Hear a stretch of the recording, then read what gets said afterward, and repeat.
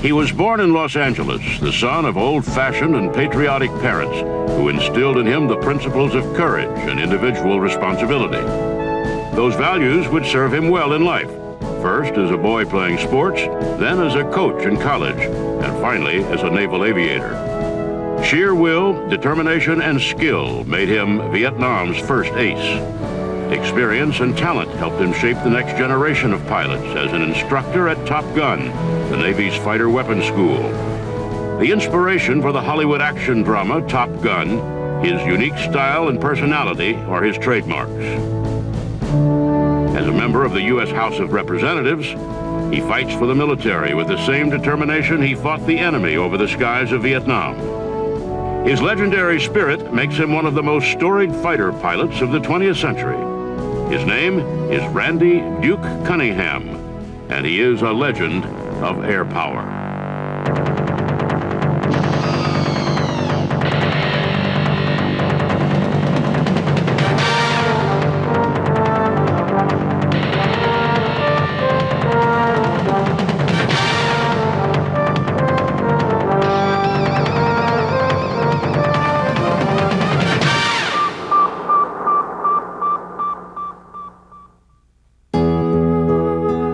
Randall Harold Cunningham was born on December 8, 1941 in Los Angeles, California, the oldest son of Randall and Leila Cunningham. Young Randy's early years in California were modest. His father owned and operated a filling station in Fresno, while his mother looked after Randy and younger brother Rob. His parents instilled respect for both country and family, and he grew up calling his 6'2", 230-pound weightlifting father, Sir. But had it not been for a peculiar event during an outing with his mother when he was a young boy, Randy's childhood might have been mostly uneventful.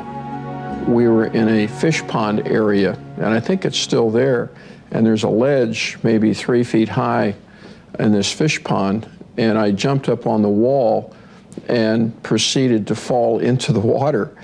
And as my mom, of course, ran over to pull me out, there was, according to my mom, this like soothsayer that came along and says, well, your son is going to become a very famous pilot someday. It was hardly a believable prediction at the time. Randy was too young to understand, and his mother dismissed the notion. Nevertheless, it would prove to be a stark forecast of his future as an accomplished aviator. When he was in junior high, Randy's father sold the filling station and moved the family east to Shelbina, Missouri. Population, 2,113. Randy spent his high school years in this small farming town where his father was the mayor and ran a five-and-dime store. Like many of the boys in his community, he grew up with football, basketball, and swimming, so it was only natural that sports became his calling. As a student at the University of Missouri, he landed a job coaching football and swimming at Illinois' Hinsdale High School. 3 of his athletes went on to win Olympic medals. But another curiosity was beginning to pique his interest: flying. He took his first lesson at the Hinsdale Airport outside Chicago. I got in with an Air Force colonel and who was retired, and the very first time I flew, it was maybe like a concert pianist that's a child prodigy, feels comfortable playing a piano. I felt like I had been reborn in an airplane. It seemed easy to me. It was something that I enjoyed. Cunningham continued to fly and coach sports until graduating from the University of Missouri with a master's degree in 1965.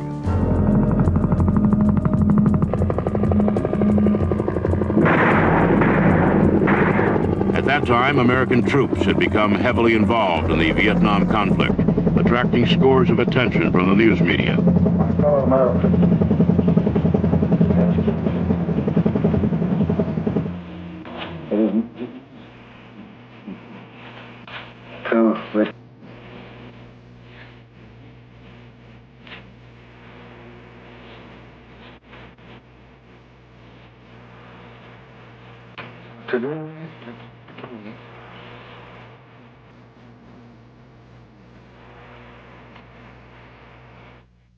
Randy felt a calling to do his part by serving his country. Flying fighters was what he now wanted to do, and the U.S. Navy offered him that opportunity. The training was tough, but so was Cunningham. The discipline he learned from his parents kept him sharp and focused, leading him to graduate at the top of his class at Pensacola in 1966. From there, it was on to secondary jet training, where he impressed his instructors enough to land him orders to Top Gun, the Navy's fighter weapons school. Taken rookie, port 090 for the bogies. Out of your turn, bogies will bear 090. Top Gun was where the Navy's best flyers learned to be elite fighter pilots. And it was there that Randy learned the advanced aerial tactics that made him a superior pilot. That's cool, you're about to get gunned. Oh, what a beautiful shot. It was as if the prediction of that peculiar fortune teller from his boyhood was coming true. Randy Cunningham was on his way to becoming a famous aviator. But the future ace also had a trademark personality. A fan of John Wayne movies, he was nicknamed Duke by his shipmates and even adopted it as his call sign. The name fit Cunningham's character, tough and bold, with a desire to engage the enemy. That desire would soon be met.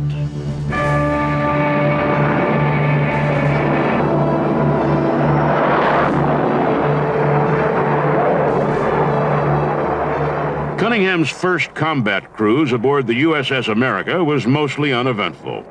President Lyndon Johnson had halted the bombing of North Vietnam in an effort to jumpstart the stalled peace talks, but Johnson's strategy backfired. Flying missions in his F-4 Phantom, Duke noted that the enemy was using the lull to fortify its positions. American pilots were also forbidden to fire on North Vietnamese pilots first, allowing enemy flyers to retreat into China or back into North Vietnam, where American pilots could not follow. Johnson's war strategy forced the military to follow a set of rules that gave every advantage to the enemy. The rule of engagement at one of the parts during the war said that you can't shoot at a MiG unless he shoots at you first. We weren't going up north. And the guy that wrote that rule never strapped himself into an airplane, because if you let a MiG get behind you, you give him a tremendous advantage, and chances are you're going to die. Further complicating matters, the war was unpopular with many Americans, and there was unrest at home. The basic message of the anti-war protesters was, let's get out, let's go home. Let's not be fighting where we're not wanted. I think it's good to remember that the American public at no time went under 50% in its support of the president, President Johnson. I do not find it easy to send the flower of our youth, our finest young men, into battle. We did not choose to be the guardians at the gate, but there is no one else. Nor would surrender in Vietnam bring peace, because we learned from Hitler at Munich that success only feeds the appetite of aggression. I do support very strongly a person's right to protest within certain limits, within the laws. I sat down after the war with anti-war protesters and sat down and discussed in a rational means their feelings, and I respect that. So help me God. But by that point in the war, the strategy had changed. Richard Nixon was now president, and he reversed Johnson's policy, stepping up the bombing of North Vietnam. Duke yearned for the chance to engage an enemy fighter, feeling that victory would be his. I was very confident. I was lucky. I had a good machine. I had good training. We had commanding officers and leaders that would allow us to train and do as much as we could to prepare ourselves for combat. But Duke knew there was a chance he could become a casualty, and to avoid that, he meticulously studied the rules of aerial combat. You fight like you train, he told himself, as he analyzed the differences between his aircraft and the enemy's. Top Gun taught him the techniques to make his American-made F-4 Phantom outmaneuver the more agile Russian MiG-17s, 19s, and 21s flown by the North Vietnamese. And he would need those skills in combat. The F-4 used missiles instead of a cannon for defense, meaning that the F-4 pilot had to outfly the enemy to win a dogfight. But skill was only half the battle. A good F-4 pilot had a dependable radar intercept officer in the back seat.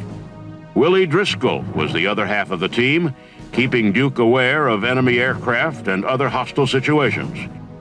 Their partnership got them through thick and thin, but it would be put to the test on January 19, 1972, as they closed in on a formation of North Vietnamese MiG-21. And as I started closing and I got a Sidewinder tone, I shot the first missile. And as the missile came off, this guy went into about a 9G turn. And the missile tried to come around the corner and it exploded out in this position. And closing him really fast, because I'm now starting to get in too close to fire my second missile, he just dropped the wing to start to turn, and I shot the second missile. And what it did, it really set him up because it moved his tailpipe right in dead 6 o'clock position, and the missile went through his aircraft, knocked off the whole tail of the airplane, and then he tumbled. It was the first MiG kill for an American pilot in 2 years. An enthusiastic crowd awaited Duke and Willie Driscoll as they landed on the USS Constellation. There were 5,000 guys up on the fly deck. Captain James D. Ward was skipper of the Constellation. Admiral Hutch Cooper was commander of Task Force 77, was up there. All the guys were cheering. But the experience of Duke's first aerial combat victory was bittersweet. All of his training couldn't prepare him for what he faced after landing. And I remember that one of the guys came up to me and says, "Duke, what does it feel like to kill somebody?" And I hadn't really thought of it in that context. It wasn't close in and personal at that point. And I remember all of a sudden it just hit me like a ton of bricks, and it really bothered me. But bad feelings couldn't keep Randy out of the cockpit. Within a few days, he was back to flying missions. And it wouldn't be long before the enemy tried to take on Duke Cunningham once again. It was May 8, 1972, when Duke and wingman Brian Grant engaged a formation of attacking MiG-17s. One less MiG made it back. 2 MiG-17s crossed on either side of our aircraft, just right over, just very close aboard, 180 out. Now, normally you'd think, okay, they're going the opposite direction, we're going that way, so that they're going to be out of the fight because the whole fight's moving this way and there's no way that they can catch us.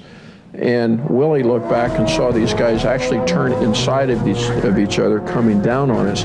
Now, in the meantime, Brian is in a turn like this with this guy on him, and I came in at a very high angle for this guy and fired a missile, and he actually broke into the missile as it came like this, and again, he dropped his wing and went right, I don't know why, what happened, but the missile went right up his tailpipe and he blew up.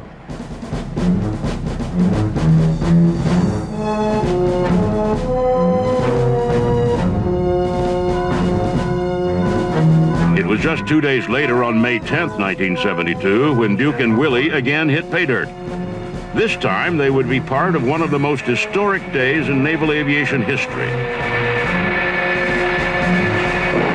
Flying a strike mission on a rail center in North Vietnam, they encountered a MiG-17 attack. He was going 400 plus knots at me, and with that closure, he doesn't have hydraulically boosted controls in that MiG, which you know everything about the enemy that you can. And it takes a big gomer to pull on that pole, you know, to get that airplane to turn in there going that speed. So I saw the closure, I said MiG-17, no hydraulically boosted controls. I broke into him like this and he overshot my flight path. Duke recognized the MiG's disadvantage and moved in for the kill. As this guy overshot like this, I reversed and squeezed the trigger. He was actually in mid-range when I pulled the trigger, but by the time that the missile came off, he was out pretty far, and the airplane exploded. But there was no time to celebrate. Looking down, Randy noticed that many more MiGs had joined the battle, and that his executive officer, Commander Dwight Timm, was in trouble. And I looked down, and there was our executive officer in a defensive wheel with 8 MiG-17s. And the theory the MiGs had, that if they're flying like this in a circle, if you come down after one, somebody's always going to be behind you. It's a dumb tactic, but that's what they tried to do. Duke hesitated at the situation. Defending Commander Timm would probably cost him his life. but he couldn't leave without trying to help. And I remember thinking about, I said, if I leave him, he's going to die. And I said, I don't know how I'm going to live with myself and look his family in the eyes when he doesn't come back. And I remember thinking, I just went, damn, and I took the airplane and I just, made the decision, so I've got to go back. And at that point, I thought I was going to die. Putting his natural fears aside, Cunningham dove in but held his fire. He called for Commander Tim to break right, and when he did, Duke released another Sidewinder missile. It set up the MiG exactly like I wanted to, and I shot, and he blew up. The missile traveled through the entire length of his airplane, and his airplane just exploded. But Duke and Driscoll's day was far from over. As they separated from the enemy aircraft and headed out towards the Gulf of Tonkin, another MiG came straight at them. Well, I had closed this MiG, and I'm closing right down, and I'm going to pass right and take the paint off of his airplane if I have to. And all of a sudden, his wing roots lit up with guns. Duke had no idea that he was up against the famed Colonel Toon, an ace in his own right for the North Vietnamese. Cunningham pulled straight up, a maneuver he thought the MiG would not follow, since they almost always avoided vertical engagements with F-4s. To his amazement, the MiG followed his every move. For the next 3.5 minutes, Cunningham fought for his life as the two planes maneuvered vertical, then horizontal, trying to gain an advantage for the kill. Matched move for move, Randy changed his technique. And I remember thinking, well, this worked in training. It better work now or I'm dead. So I pulled the power, hit the speed brakes, dropped the half flaps, and this guy went right out in front of me. Realizing he was well matched, the MiG pilot tried to run, but Duke wasn't ready to quit. So I said, if he's going to run, I'm not going to. Drop the wing, just put the rudder into the airplane like this, got a Sidewinder tone, and shot him. The missile came off, and he blew up. The remaining MiGs retreated, and Duke headed back over the water and toward the USS Constellation. Cunningham and Driscoll were the first U.S. aces of the Vietnam War, having shot down 5 of the enemy. But their day wasn't over yet. Without radar warning, a surface-to-air missile exploded nearby, causing their F-4 Phantom to lose control. And the airplane kind of rolled and went out of control upside down. Now, I remember thinking, at this time, I'm going to be a prisoner. And I said, God, get me out of this. I don't want to be a prisoner of war. Duke managed to keep control of his aircraft for 40 miles, using only the rudder and afterburner. But his plane was damaged too badly for him to make a safe landing. His only option was to eject and risk parachuting into enemy territory. I had always briefed Willie that I would say, Willie, eject, eject, eject, 3 times. And I only got out Willie E and bang, he was gone. And he knew it was time to get out of the airplane. The U.S. Marines sent in a helicopter to rescue the downed fighters before the enemy could get them, and they were escorted back to the USS Constellation. On deck, an enthusiastic crowd awaited Vietnam's first aces. Injuries to Duke's back and leg from the ejection put the day's events into perspective. All that emotion just hit at once from the whole day. If you take fear, anger, hate, magnify it 1,000 times, that kind of emotion and that kind of a rush, and all of a sudden that realization just hit me. And I remember when I got on the ship, I mean, just being alive, being back on the ship with my fellow pilots and crew members, it was pretty tough. Cunningham and Driscoll would be the only crew to shoot down 5 enemy fighters with missiles, and the only ones to shoot down 3 in a single mission. Ironically, it also marked the end of their combat careers. My skipper came in, Al Newman, and says, Duke, we want you and Willie to go back to the States, and the war is unpopular. We want you to, to kind of travel and tell people what's really happening over here. And I said, no, sir. I mean, my squadron mates are out there risking their lives, and the last thing I want to do is go back on a PR tour. I want to stay here and be part, of the team like I always have been. And he made a statement. He says, well, Duke, there's a lot of guys can do what you do, and this is important for you. And I remember telling him, I says, no, there's not, Skipper. But the Navy had other plans for the 2 flyers. sending Duke and Willie touring the U.S. for several months following their return. Randy Cunningham and Bill Driscoll are eagles of today. Pilot and radar intercept officer, RIO. They are the first dual aces, a designation hard won in skies over North Vietnam. There are certain things that we could talk about in the fighter air-to-air tactics, and we could talk with a World War I fighter pilot, a World War II fighter pilot, and the things that we would talk about would be almost exactly identically the same. We have a firm belief at the Navy Fighter Weapons School, the first man to see the other man is probably going to win, and if he doesn't win, he's probably not going to lose, be it on radar or be it through eyeball. The biggest difference that we face is that we only saw MiGs 3 times. And at one time, there was a massive MiGs up. And then Duke went back to his first love, flying fighters. And he taught others too. Returning the favor he received when he attended Top Gun, Randy became an instructor at the famed Fighter Weapons School at Naval Air Station Miramar. Even Hollywood jumped on the Duke Cunningham bandwagon, using his experiences and personality as the inspiration for Tom Cruise's character in the 1986 action drama Top Gun. I gave him about 30 or 40 different things that had happened to me in my life, and other people had done similar things, not just Duke Cunningham, but for example, I met my wife by singing "You Lost That Loving Feeling" tour at the Miramar Officers Club. I had flown upside down on a Russian and communicated with him when he tried to fly me into the water. Randy Cunningham retired from the Navy in 1987 at the rank of commander. For his distinguished service in Vietnam, he was awarded the Navy Cross, 2 Silver Stars, 15 Air Medals, the Purple Heart, and was also decorated by the South Vietnamese government. His Navy career over, Duke went back to school, earning a master's degree in business administration from National University. 3 years later, a successful run for Congress landed him in the U.S. House of Representatives, representing the 51st District of California in San Diego. As a member of the House Appropriations Committee and the National Security Subcommittee, he fights for the military's interests, just as he fought the enemy over the skies of Vietnam. A brilliant aviator, a brave combat pilot, Randy Duke Cunningham will be remembered as an educator, a legislator, but most of all, as a legend of air power.